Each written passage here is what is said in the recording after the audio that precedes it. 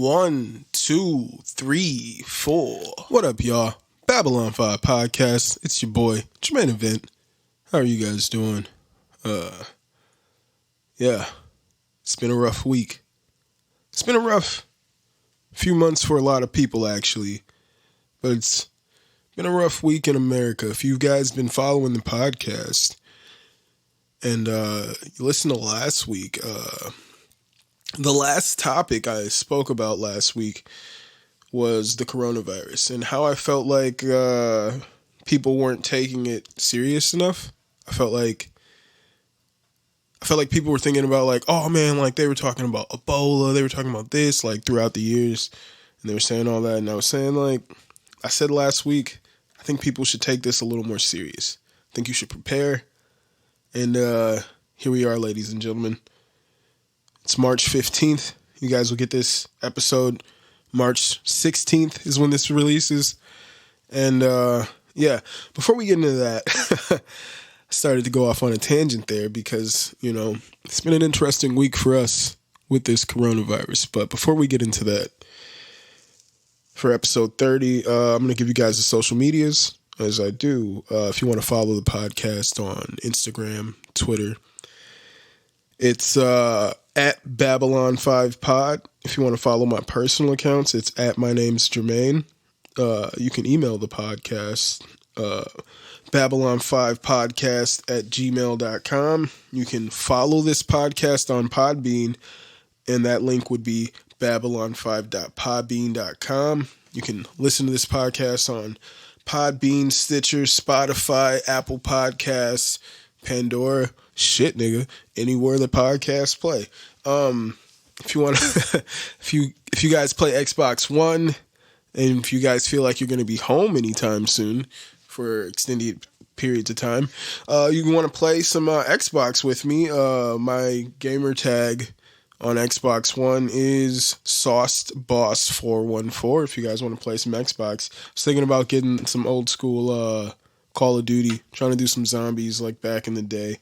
And if you guys want to check out the merch, my lovely, lovely wife just copped a t-shirt, one of my t-shirts. I think, it might be the Dirty Jim Hoppin' Horror one. It might be one of those t-shirts, so shout out to her for that.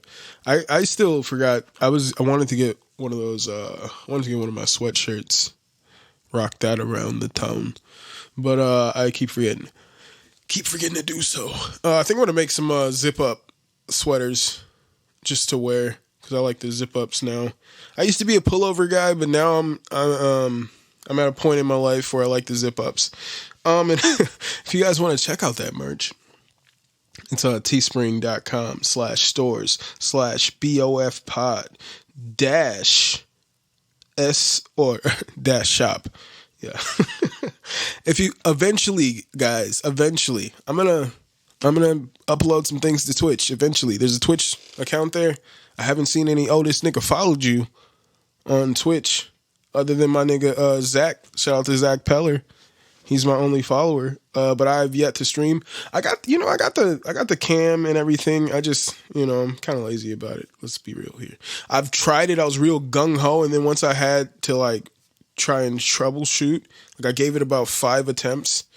I tried to do some shit with the OBS program on the laptop like 5 times, and that failed. Then I tried to like stream gaming like about 5 times, and that failed. So at that point, I asked for some help, outside help, but yeah, I don't know. Still didn't get anywhere with it, but we'll see. One day I'm going to upload myself playing some games, and you guys should go ahead to twitch.tv/Babylon5 and go ahead and add your boy. Let me get about 30 followers. Give me about 30 followers, and then I'll play some games with you guys. Maybe I'll watch The Last Dragon. Give me 30 followers, and we'll watch The Last Dragon together. It'll probably have commercials, or we'll see. I know, like, maybe I could find it somewhere, but I know as far as streaming, where I've seen it, it's on an app, but it has commercials. It's a free movie app. I I forget what it is, but it has commercials. So yeah, that's how we're going to do that. Let's get into this episode. All right. So as I was saying, like last week, I was talking about this coronavirus and I was talking about, I don't think people are taking it serious enough. And I dropped this episode last week, Monday. As you know, every Monday these episodes drop and they will continue to drop, hopefully. That's the goal. And I was saying I think people should take this a little more seriously. And then Tuesday, so I was just talking about this with my wife, and the vibe for a lot of people is just, I've seen it on the internet and whatnot. They're like, fuck Rudy Gobert. And I kind of felt like that at first, but then it's like, I was just talking. I was like, man, if in any way felt like he was sick or thought he could be in any way infecting other people with this deadly disease, he wouldn't have behaved in the way that he behaved. So he behaved in the way that he did when he was he thought assured that he was not endangering others. So I don't fault Rudy Gobert for that. He was obviously under the impression that he was not endangering other people. But NBA player, 2-3-time defensive player of the year, Rudy Gobert, tested positive for COVID, and as a result, the NBA is currently on hiatus. It was just announced today that the thinking is that the hiatus may last until June, to mid to late June. There will be no NBA. Yeah, that was announced the day after I was telling you guys, hey, this is some serious shit here.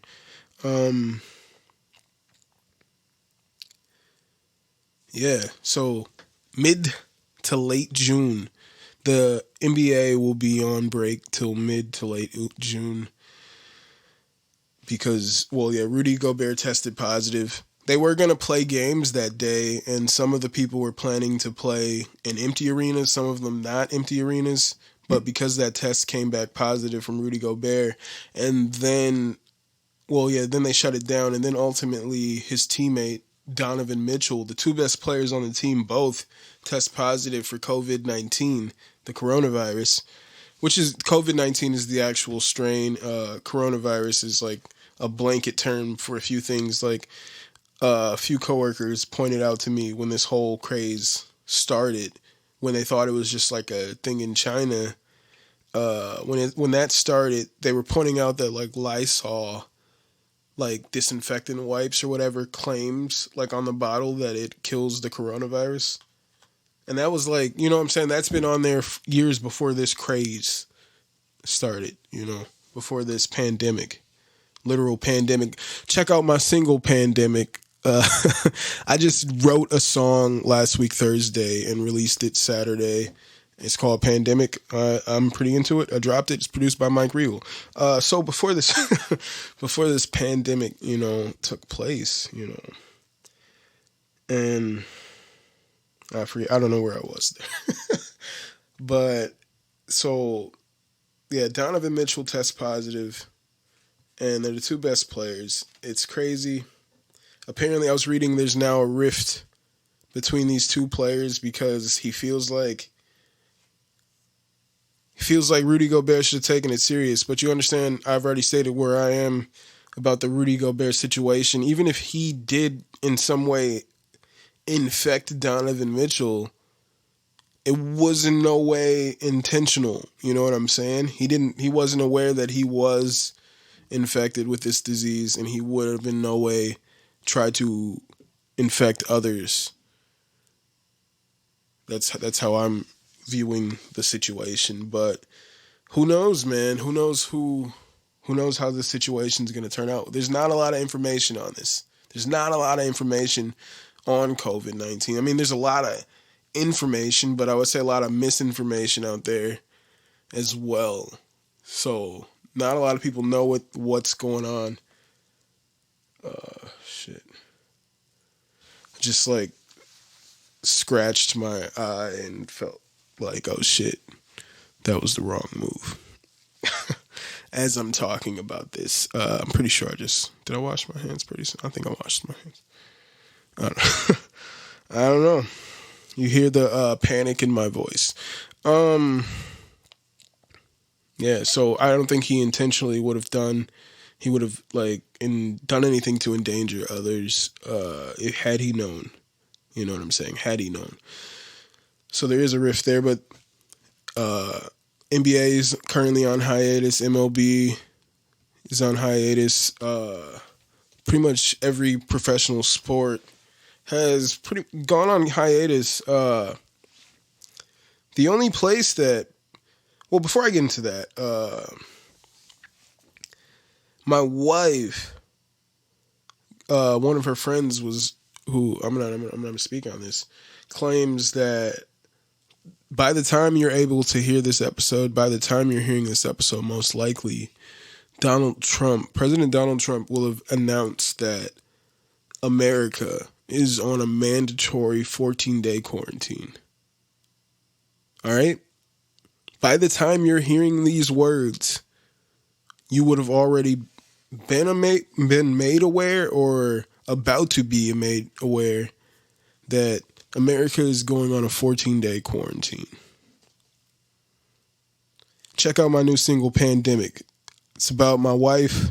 I love her. I was thinking about how, sorry to just plug this, but, I was thinking about, I started panicking about this a while, and I was thinking about if I had to quarantine, I'm so thankful that it would be just me and her, It's the only person I'd want to quarantine with. So that was the inspiration for that song, just me thinking about how it'll all be all right as long as I can do it with her. And yeah. So yeah, by the time you guys hear these words, we'll probably be on a 14-day. Or at the start, I don't know if it's immediately. If we catch you outside, we're shooting. I don't know what the case is. I don't know if the government's going to have soldiers in the street you can't leave that building. You were there when we said it. You can't leave that building. I don't know if that's the case. Give me some time to get home. I don't live too far from where I work. I could run home. Give me 20 minutes. I don't even need to run if you give me 20 minutes. I can walk home in less than that. Yeah, I don't know. 14-day quarantine, and I'm in favor. Definitely in favor of it. I think we should have shut things down a long time ago. I think they definitely should have shut this shit down a long time ago. It was all cool when niggas thought, it's just going on in China. Then it started really popping up everywhere. Everybody started having it. And now they're like, Trump kept saying this ain't no shit. Trump was so smug about this. You know what I'm saying? Nigga, the flu. Nigga, the flu killed niggas. I'm talking about real niggas, all right? Talking about no punk-ass coronavirus. That's how Trump was acting about this thing. And he was in denial about how serious this was for so long. I saw people on Facebook. All right? I still see people on Facebook who are they're claiming that this is a fucking liberal hoax. All right? A liberal hoax in order to defeat Donald Trump. It's like, nigga, we don't care about you that much. How about that? Nigga? We don't care about you that much. When I relate that exact mindset to when the Bucks played the Raptors in Toronto, and Drake said something about Giannis. He said that he feels like he's in Giannis's head, after the game, and they asked Giannis about it, and Giannis was like, "I don't think about that dude. I don't think about him that much. I'm glad he thinks about me, but I don't think about that guy. That's how we feel about that dude, nigga." So yeah, well, that's how I feel about it. Like, niggas, you're telling me that, like, I guess I'm not necessarily a Democrat or a Republican, but you're telling me you feel like Democrats would make up a fucking hoax? Like, there's a disease killing people in China, in France, and Italy. They would make this up? You think Italy would be on quarantine? You think the Chinese government would put them on quarantine because the liberals are making something up? That doesn't make any sense. It's pretty silly. It's pretty silly. But we might be on quarantine by the time you hear these words. And just know you can keep rocking with me. How about this? If we're on quarantine, I'll guarantee you we'll do an extra. I'll give you guys an extra podcast at some point, maybe. I feel like I'll need to. Maybe you guys will still get your weekly Monday podcast, but maybe there might be some extra content. I'll have no choice. We'll definitely be twitching and doing all kinds of things. You know what I'm saying? That wasn't like an implication to anything. By twitching, I mean playing video games, streaming. That's wasn't implying anything. Yeah, that's what it is, man. It's crazy. Pretty much everybody went on. I was jumping around because I was reading my notes correctly. So I was saying pretty much like the MLB, everybody's going on hiatus except for the UFC. And when I say the UFC, I don't mean MMA. I just mean the UFC as an organization, because other organizations have canceled sporting events. They've canceled their events. Bellator, for example, has canceled their upcoming event and paid the fighters, paid the people involved for that event, and they canceled the event for the safety of everyone involved. I applaud them for that. All right? That's the right move, in my personal opinion.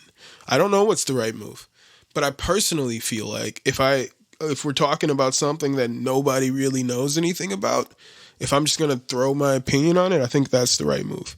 To just cancel the event, and he paid everybody. Dana White doesn't feel that way. He doesn't. They just had an event yesterday, UFC Brasilia on ESPN Plus. Daniel Cormier even called out Scott Coker, president of Bellator, saying, "Yo, like, I appreciate," or he was like, "It's a good look that you like paid the fighters, but those guys want to fight. Okay, those guys want to fight. They're fighters and they want to fight." And it's like, first off, when we're talking about this deadly disease that's like rapid, like highly infectious, spreading across like the world right now, a fucking pandemic. Just because you fight, just because you're a high level fighter, doesn't mean that your opinion is valid at all on this subject.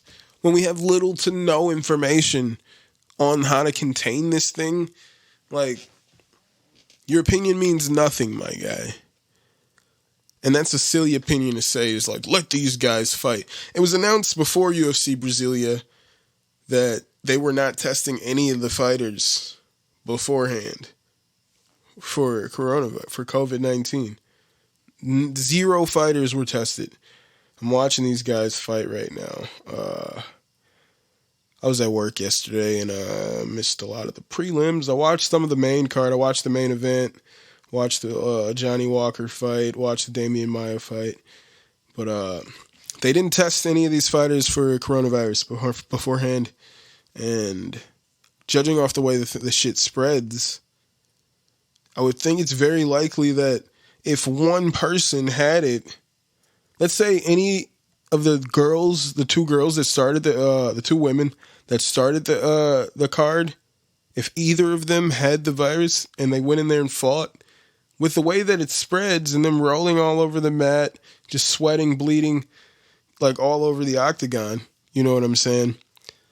At that point, with the way that it spread and how long they're claiming the virus, like, can survive on surfaces, then everyone who entered that octagon after that point was most likely infected.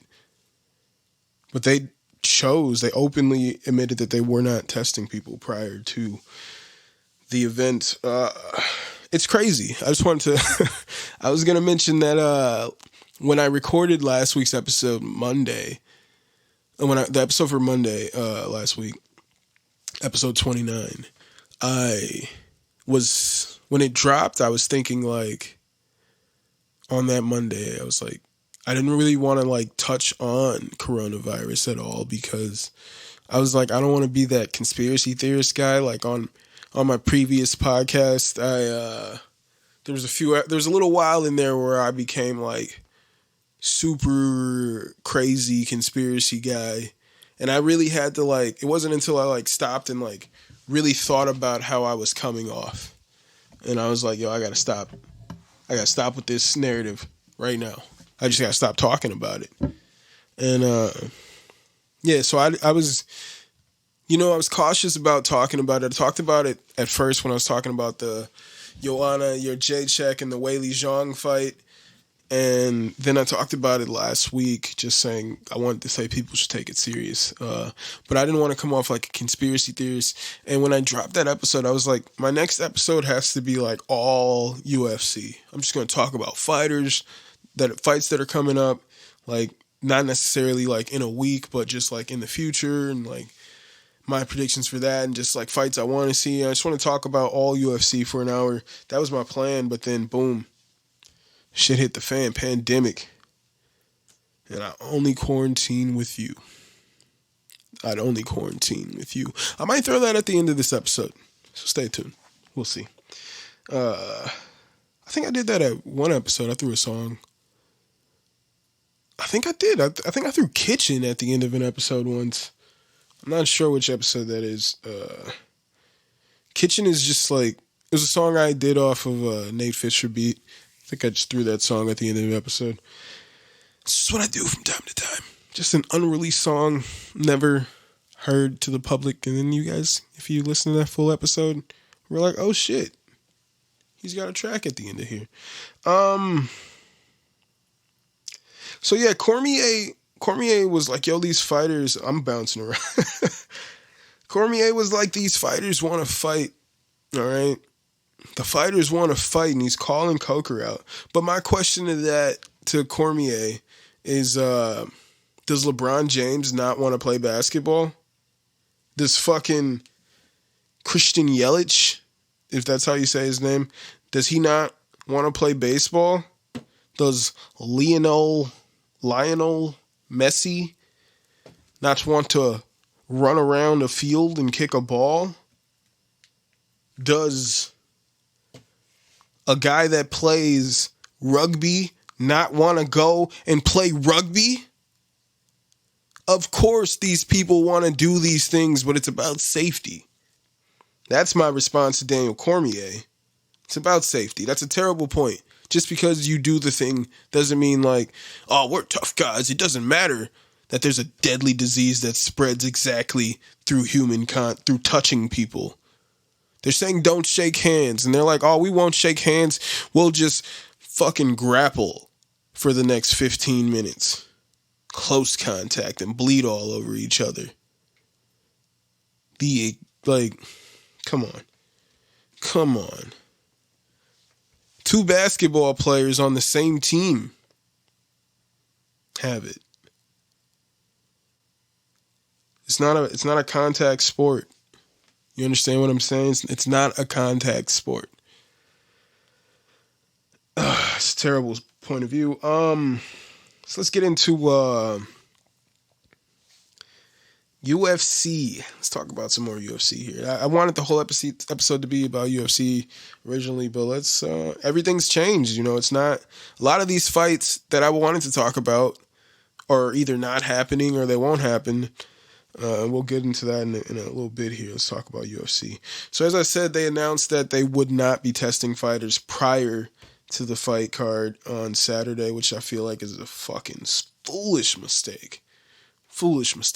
And I was watching the replay of some of these fights, and it's crazy because when I think it was like the Gilbert Burns fight, there was just like this gigantic mosquito that just flew above them, just right in the frame. They were grappling, and like a gigantic mosquito. And I was like, holy shit. Holy shit. Get them out of there. In the event right now. Nigga, I'm scared. I'm scared, nigga. Nigga, I'm fucking prejudiced. I'm starting to become prejudiced. Get these old people away from me. Nigga, I'm scared. Scared. I don't even know what's going on. But, nigga, there was a fucking gigantic mosquito that flew right above Gilbert Burns, my nigga. And I'm like, get them niggas out of there. All right. Gilbert Burns beats Damian Maia via TKO. Pretty cool. Johnny Walker fought. Let's just talk about some fights real quick. Johnny Walker fought. If you guys want to know who Johnny Walker is, he was the highly touted lightweight. He's 6'6", gigantic human being. And he just had all these like cool knockouts. He would do like flying knees and just real flashy striker. And he just had these real quick knockouts. And he was knocked out in the fight before this. And in this fight, he just got wrestled and tired out and lost the decision. The guy just grinded out a victory via control of the majority of the fight. We'll see what happens with Johnny Walker. He trains with Firas Zahabi in Canada, but I don't know. I think, if you don't know Firas Zahabi, he is the trainer for George St. Pierre, who, if you know anything about UFC, you know George St. Pierre. He's pretty much the unanimous GOAT of MMA. So he trained Firas Zahabi trained George St. Pierre. And that's who that's also who Kevin Lee trains with, but that's who Johnny Walker trains with. Johnny Walker lost tonight, and they were giving him lots of advice. See, that's one thing that I want to touch on. So when I'm watching these fights, people were thinking like, oh, it's going to be so weird because they fought in an empty arena, because in Brazil they banned gatherings of over 100 people, but they made the exception for UFC, and so there's no audience other than pretty much your team and the announcers. It's just an empty arena. And people thought it was going to be weird. But it's like, my nigga, most of the cards have nobody in the arena until like right before the main card. And I've been to some shows. It's pretty empty in there. Because I get there before the show starts. I'm there for the prelims. That's why my wife doesn't want to go with those shows to me anymore. I think she thought I was lying before. But I was like, yo, this is going to be an 8-hour event. I was like, you can come with me. When they came to Milwaukee, I'm like, if you want to come, you can come. But I'm going to be sitting in that chair for 8 hours watching fights.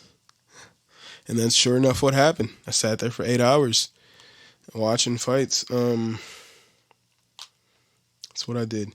So I sat there for 8 hours watching fights. And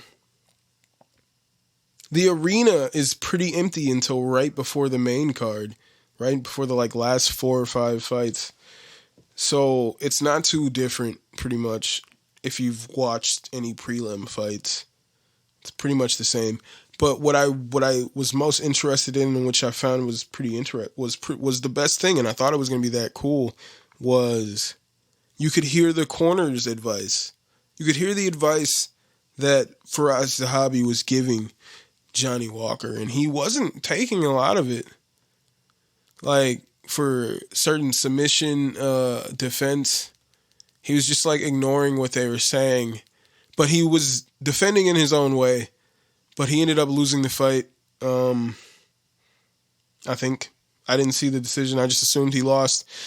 So for my thing right now, if a fight goes to decision, I unless it's like for a belt, and if it's like the main event and I'm watching it, then I'll like maybe wait to see how the judges scored it. But until further notice, like, I don't care how those three random guys judged the fight. I saw it, and I'm either gonna come here and tell you who I thought won the fight regardless. So I don't care how those three guys saw the fight, because I usually don't agree with it. So I don't care to stay there for that part of the fight. I really don't care anymore. So, in my opinion, Johnny Walker lost that fight. He could have won. He had some moments in there where he reversed the position.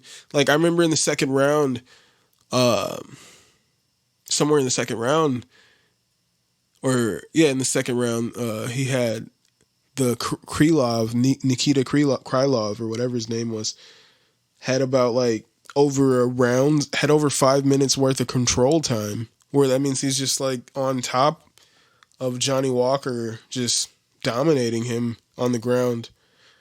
Well, he wasn't doing a lot of damage, but he was just controlling him. And Johnny Walker was not able to get any real offense in on the ground. Other until like at the end of the second, he was able to reverse the position. He had some good jiu-jitsu in there. And he was able to reverse the position, and then he was able to get some strikes off. It was late in the second round, so it wasn't enough to win the round. But then in the second round, I think Krylov went for a takedown, and Johnny Walker was able to reverse that takedown and ended up on top in a dominant position. He was able to land some strikes, but I think Krylov was able to reverse that position and then take top control and just pretty much just like held him for the rest of the fight. Johnny wasn't able to get up anymore after that. So yeah, I would have given that like all 3 rounds to Krylov. I want to see what happens with Johnny Walker. I don't say this is the end of Johnny Walker 2-fight losing streak, but I think just one more camp with Firas Zahabi, if possible. One more camp with Firas Zahabi, and I think he'll be a lot better person, a lot better fighter out of there. But I think he should take some time off, actually.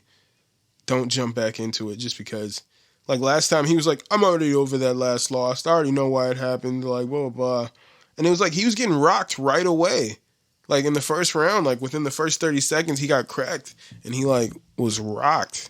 But then he got his wits about him pretty fast. But he was rocked. He was rocked in there. So like, I hope he takes some time off. Take a little bit of time off for Johnny Walker.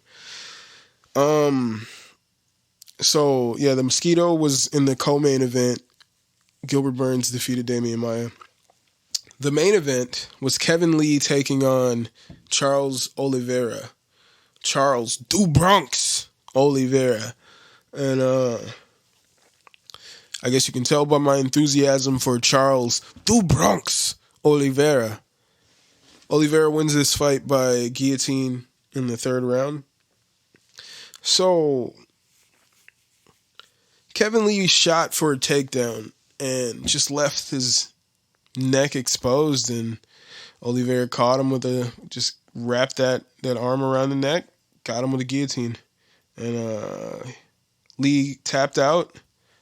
And the interesting thing is, like, Lee tapped out, the ref stops the fight, and then Lee jumps up to take Oliveira's back, and he tries to continue the fight. And the ref's like, yo, it's over. And he's like, the ref's like, you tapped. And he's like, I didn't tap. And he's claiming that he didn't tap. And what I think likely happened when I watched that sequence of events, the fact that he continued to fight and the fact that he argued that he did not tap, what likely happened was while that guillotine choke was on, he tapped because it was fucking tight as fuck and he was about to be put out. But like, so he tapped like 5 times.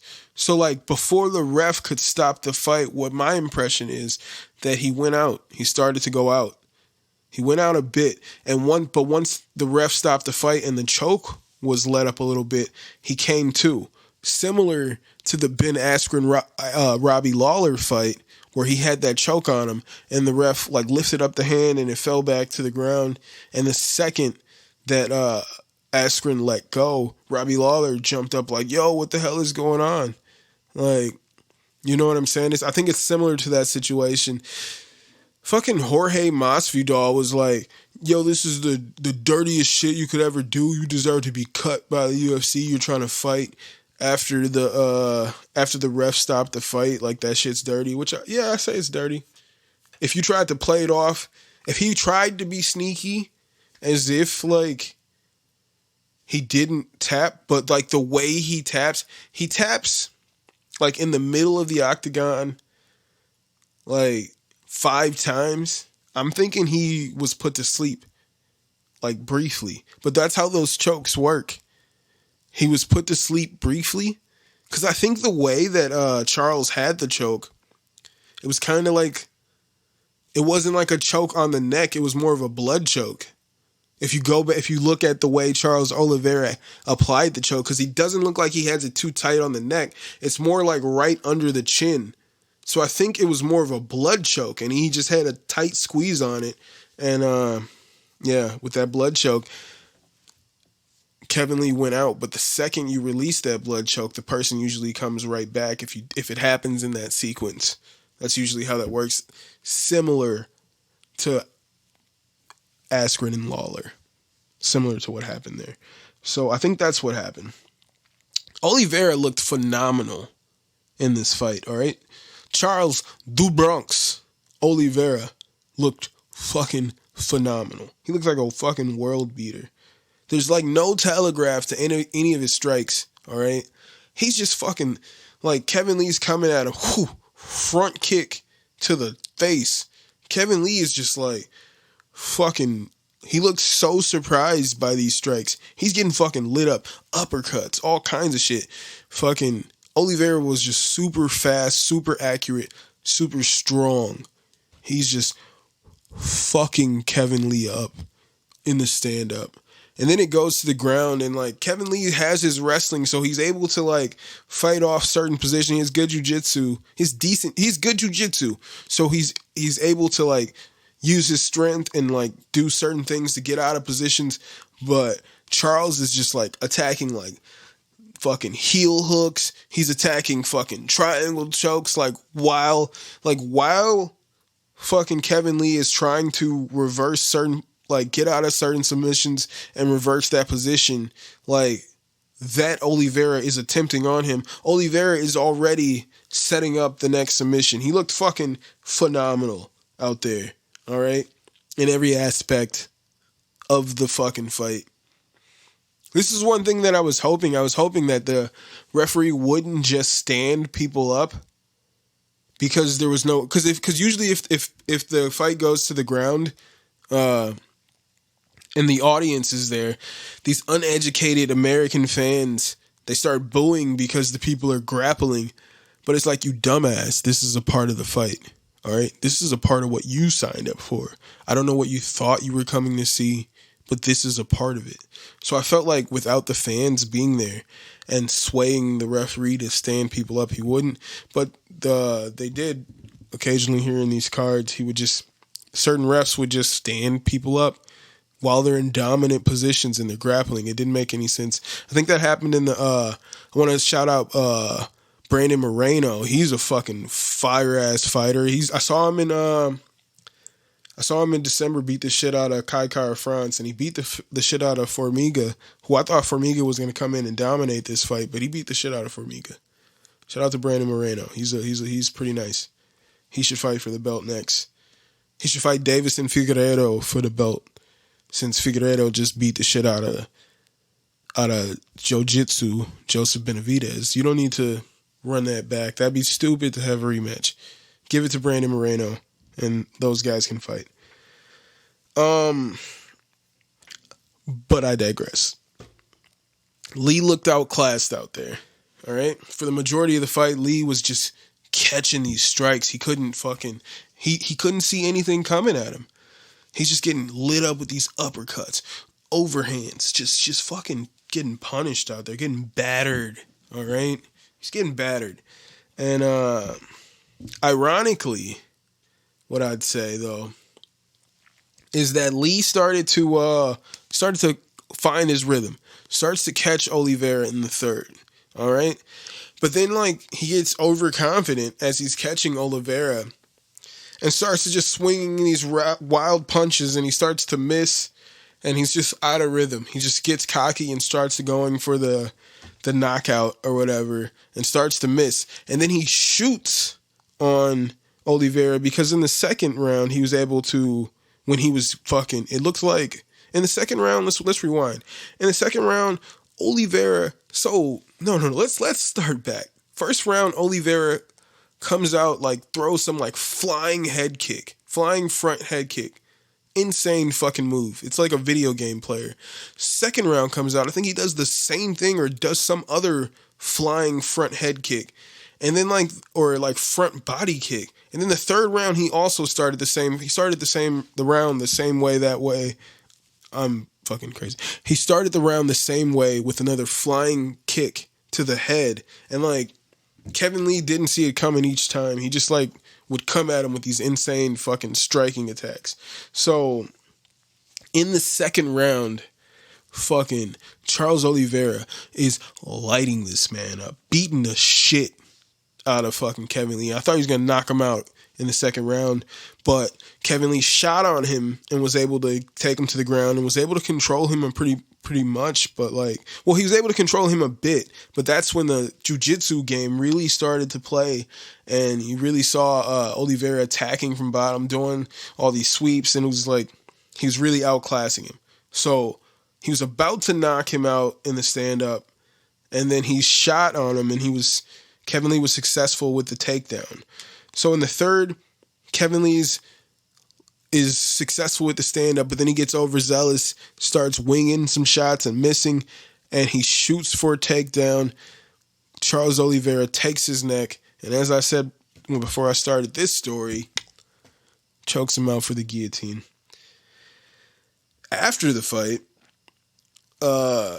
Oliveira calls for a fight with Conor McGregor, which I don't think Conor wants that fight. I don't think anybody wants that fight. Oliveira looks fucking scary out there. I'm telling you, he's not telegraphing any of these fucking strikes, and they're coming in fucking hard, fast. And he's a fucking beast out there. Charles do Bronx. I think Charles could beat Khabib because his level of jiu-jitsu, that's like when I remember the interview with Nate Diaz when he was talking about fighting Khabib. He's like, yo, I'm a black belt in jiu-jitsu, a real black belt. Like, he's not going to be able to just hold me on the ground like that. Like, that's not going to happen to me. It's not going to happen to Charles Oliveira either. I think Oliveira could beat Khabib. Mark my words right now. Charles Oliveira could beat Khabib if any of these fights could ever happen. Hopefully, Khabib, Tony Ferguson happens, you know. That was supposed to happen, but who knows, man? Who knows? With all this coronavirus thing, we're probably going to go on quarantine for who knows how long. After the fight, Kevin Lee says we likely won't see him in the octagon again for a few years, which I think is cool. He's only about like 26, I think 26, 27, might be younger than that. And so I don't think it's the worst thing for him to really like work with Firas Zahabi and become like a real all-around fighter. Just really like work on your jiu-jitsu, get your black belt, do some things, man. Like I think that would be good for him to take some time off. It was announced that the Nevada State Athletic Commission banned all combat sports until March 28th, and then they will meet again on March 28th to vote on, well, just to look at the current state of things and then vote at that point. It's interesting because I said at the start of this that we might go on a mandatory 14-day quarantine, and they just so happen to say that'll be 13 days from now that they're planning that they can't have fights for, but who knows? Who knows who's in the know? But we'll see what happens because a lot of the fights that got canceled in like Ohio, maybe a couple other places in America, have been apparently moved to the UFC Apex. Those fights are coming up pretty soon, but who knows if they'll even be able to happen. There's a card next week that was supposed to take place in London that pretty much is being redone as I'm speaking to you right now. They're trying to rebook that card.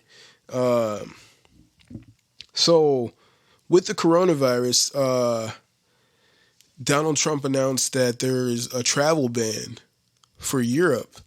You can't go to the UK. Can't go to the UK. You can't come back from the UK.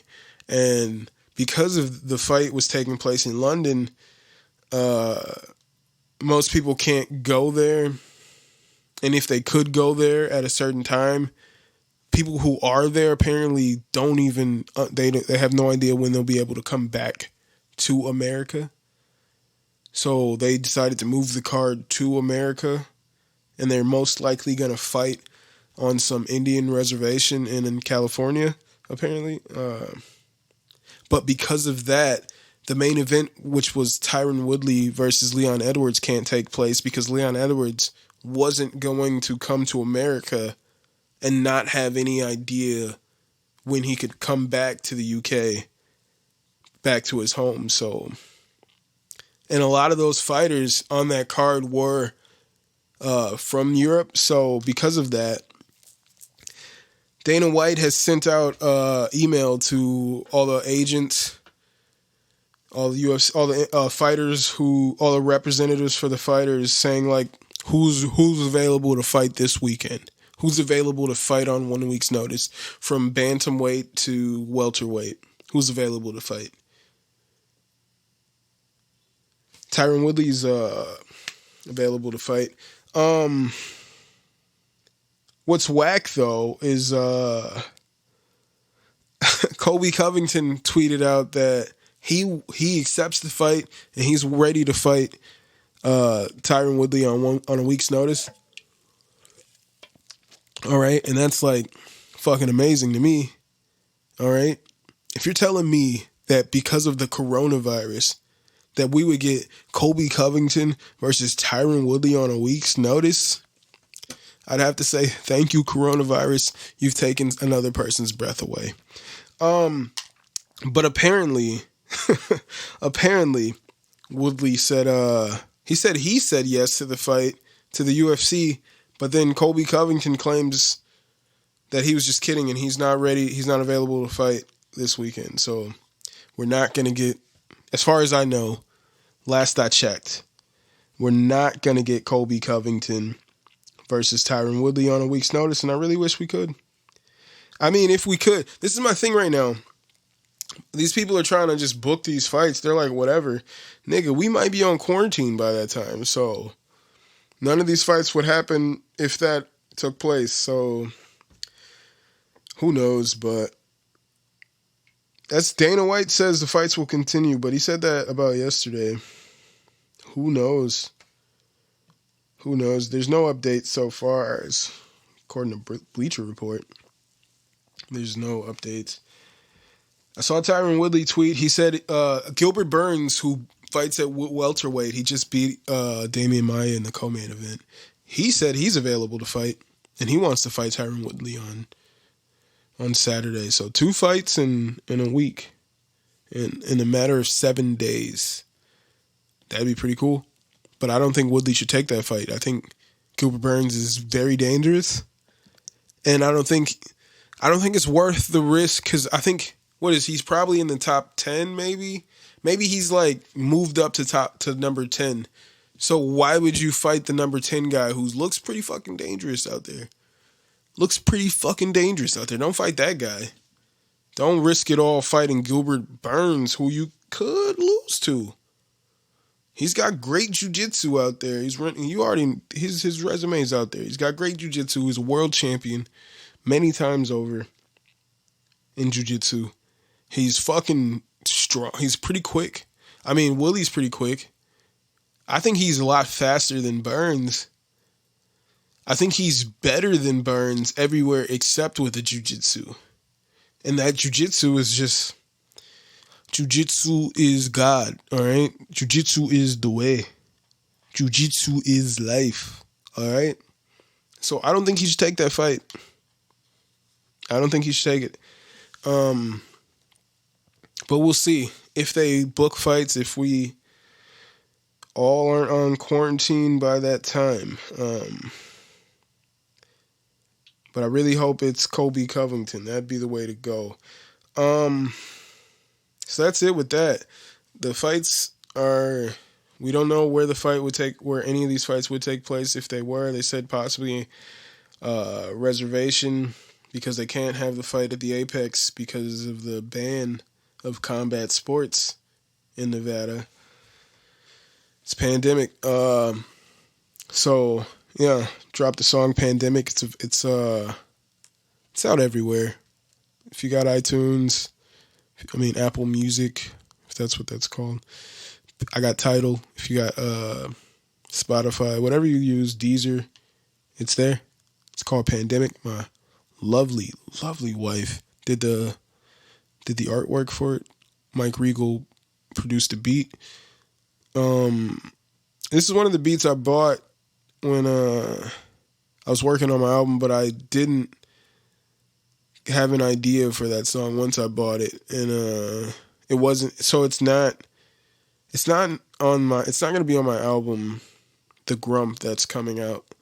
Oh, I just told you guys the name. That's what it's called, The Grump. My album's going to be called The Grump.